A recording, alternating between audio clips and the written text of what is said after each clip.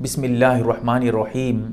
رمضان المبارک کے مہینے میں اگر کوئی ایصال ثواب کرتا ہے، مرحوم مرحومہ کو بخشتا ہے، کچھ پڑھ کر، قرآن پڑھ کر بخشتا ہے، تسبیحات پڑھ کر بخشتا ہے، کچھ نفل نمازیں پڑھ کر ایصال ثواب کرتا ہے، کیا یہ رمضان کے مہینے میں کر سکتا ہے؟ کیا مسئلہ ہے؟ یہ مسئلہ بھی بہت اہم ہے۔ 2-4 کالز آتے تو میں یہ ویڈیو نہیں بناتا۔ کئی سارے کالز اسی مسئلے کو لے کر آ چکے ہیں، مجھے مجبوری میں یہ مسئلہ آپ کے سامنے کھول کر بیان کرنا پڑ رہا ہے تاکہ آپ بھی صحیح سے مسئلے کی جانکاری حاصل کر سکیں۔ اس کے ساتھ ساتھ اس ویڈیو میں آپ کو یہ بھی بتا دوں گا ایصال ثواب کا صحیح طریقہ کیا ہے، کیسے کرنے چاہیے، ایصال ثواب کا معنی کیا ہے، وہ سمجھیے گا۔ سب سے پہلی بات، رمضان میں ایصال ثواب کرنے کی جہاں تک بات ہے، یاد رکھیے حدیث میں آتا ہے اگر کوئی اس رمضان کے مہینے میں نفلی عبادت کرتا ہے اس کا ثواب فرض کے برابر پہنچ جاتا ہے۔ اگر کوئی فرض عبادت کرتا ہے اس کا ثواب 70 فرائض کے برابر پہنچ جاتا ہے۔ اتنی بڑی فضیلت ہے اس مہینے کو حاصل ہے، اور اس مہینے میں اتنی بڑی فضیلت کے باوجود لوگ دور کر رہے ہیں کہ تاکہ تم مرحوم مرحومہ کو بخش نہ سکو۔ کتنی بڑی دوری ہے، سوچ کر دیکھیے۔ جب آدمی عام دنوں میں کچھ کرتا تھا جتنا ثواب ملتا تھا، رمضان میں اس سے کئی گنا زیادہ ثواب ملتا ہے۔ تو ایسی حالت میں، ایسے وقت میں، ایسے مہینے میں مرحوم مرحومین کے لیے تو اور زیادہ استغفار اور زیادہ ایصال ثواب کرنی چاہیے، لیکن الٹا چل رہا ہے۔ لوگ الٹا چل رہے ہیں، لوگوں کو کوئی بتا دیا، کوئی کچھ بول دیا، اب وہ اسی کو لے کر بیٹھ گئے۔ اسی لیے رمضان کے مہینے میں مرحوم مرحومہ کے لیے ایصال ثواب ضرور کیا کریں، اس میں زیادہ ثواب ملے گا۔ ایک اور پوائنٹ، ایصال ثواب وہ کیا ہے وہ سمجھیے۔ یہ سمجھیں گے تو بہت کچھ چیزیں آپ کی حل ہو جائیں گی۔ ایصال ثواب وہ اس طرح ہے کہ پہلے آپ عبادت کریں گے، آپ کو ثواب ملے گا، پھر اس کے بعد آپ اسی ثواب کو کسی مرحوم، آپ کے رشتہ دار ہوں یا رشتہ دار نہ ہوں، کسی بھی میت کے پاس پہنچا دیں گے۔ تو اس سے یہ ہوگا، وہ ثواب جو آپ کو ملا ہوگا، جتنی نیکیاں آپ کو ملی ہوں گی، وہ ثواب انہیں مل جائے گا اور آپ کو بھی مل جائے گا۔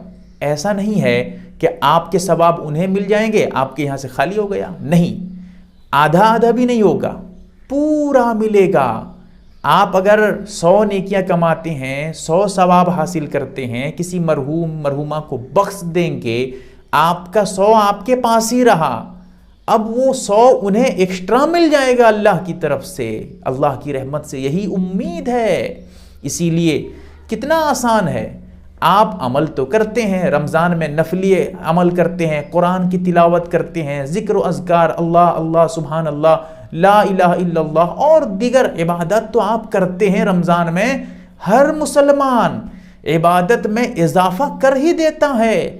ایسے موقع پہ مرحوم مرحومہ کو اگر آپ بخشیں گے، آپ کے ثواب میں کوئی کمی نہیں ہوگی، آپ کے ثواب میں اتنے ہی ثواب آپ کے نام اعمال میں بھی رہے گا، انہیں بھی اتنا ہی مل جائے گا، آپ کا بھی فائدہ، ان کا بھی فائدہ۔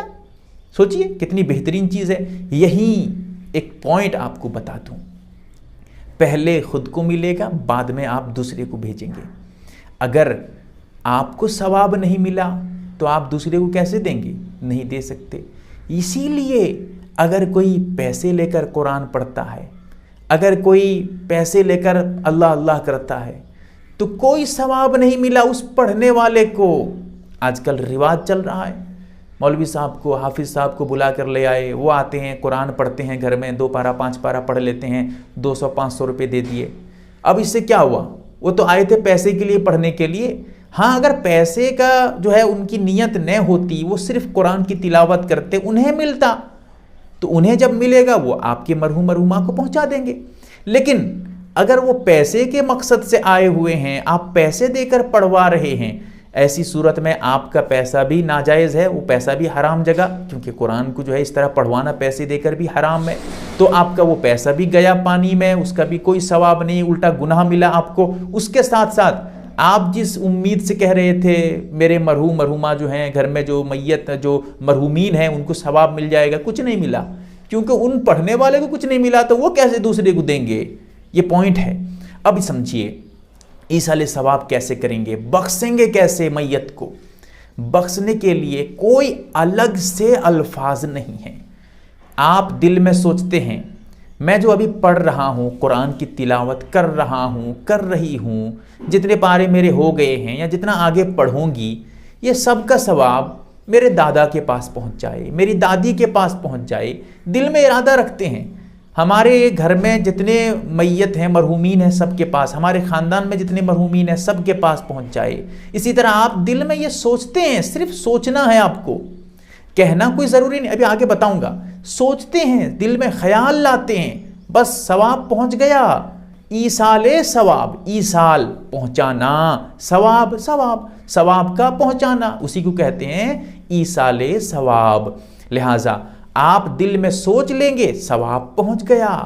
اب آپ اگر سوچیں گے پوری دنیا میں جتنے مرحوم مرحومہ ہیں سب کے پاس پہنچ جائے، پوری دنیا میں جتنے وفات پا چکی ہیں سب کے پاس پہنچ جائیں، نام لینا ضروری نہیں، سب کے پاس پہنچ گیا۔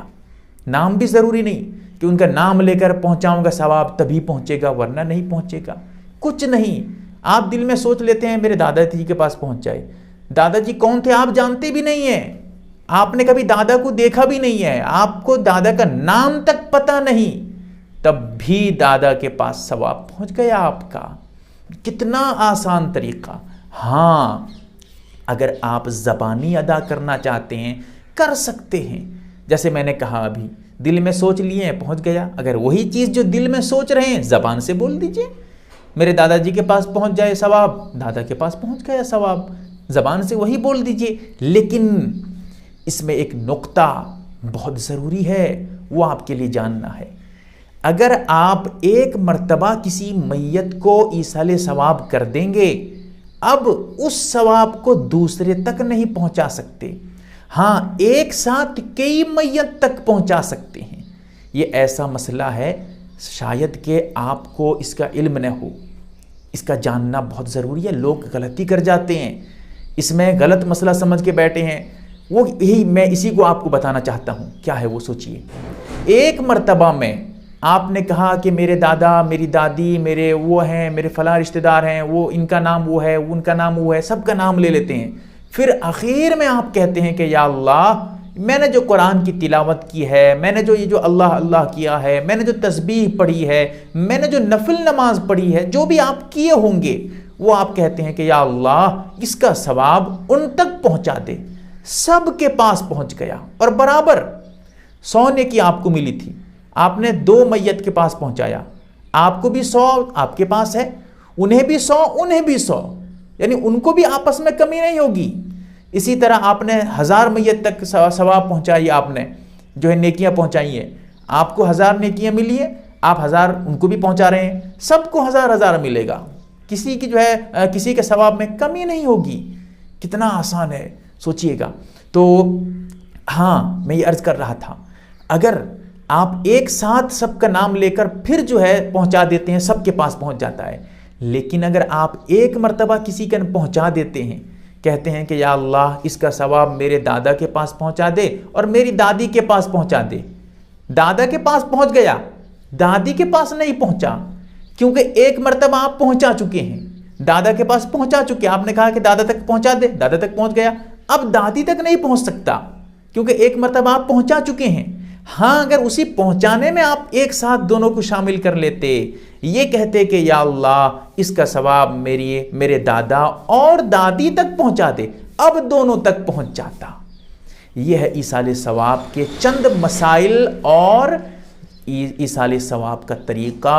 اس کے بعد یہ بھی آپ کو یاد رکھنا ہے۔ یہ جو آج کل غلط مسائل لوگ بیان کر رہے ہیں، کوئی کچھ بیان کر دیتا ہے، آپ اسی کو سن لیتے ہیں، ایسی غلطی ہرگز مت کریے، کیونکہ مسئلے مسائل جائز ناجائز حرام حلال یہ سب سے زیادہ جاننے والے علماء ہوتے ہیں، انبیاء کے وارث ہوتے ہیں۔ اسی لیے ایسی چیزوں پہ ان سے رابطہ کریے گا جو شریعت کا ماہر ہوتا ہے۔ وہ کون ہوتا ہے شریعت کا ماہر؟ وہ عالم ہوتا ہے۔ یہ چند باتیں آپ کے سامنے جو میں نے پیش کی ہیں نہایت اہم اور ضروری ہیں۔ اللہ سے دعا کریں کہ اللہ تعالی ہمیں سمجھ عطا کرے۔ امید کرتا ہوں کہ آپ سمجھ گئے ہوں گے۔ MARB دینی معلومات چینل کو سبسکرائب کریں اور گھنٹی والے نشان کو ضرور دبائیں تاکہ ہماری ہر نئی ویڈیو آپ تک پہنچتی رہے۔ ویڈیو کو لائک اور شیئر ضرور کریں اور ہماری ہر ویڈیو آپ اپنے چینل میں ڈال سکتے ہیں۔ نیز ہمارے ساتھ واٹس ایپ پر جڑنے کے لیے آپ اپنا نام اور مکمل ایڈریس کے ساتھ ایڈ لکھ کر میرے واٹس ایپ نمبر 8908939343 کو میسج کریں۔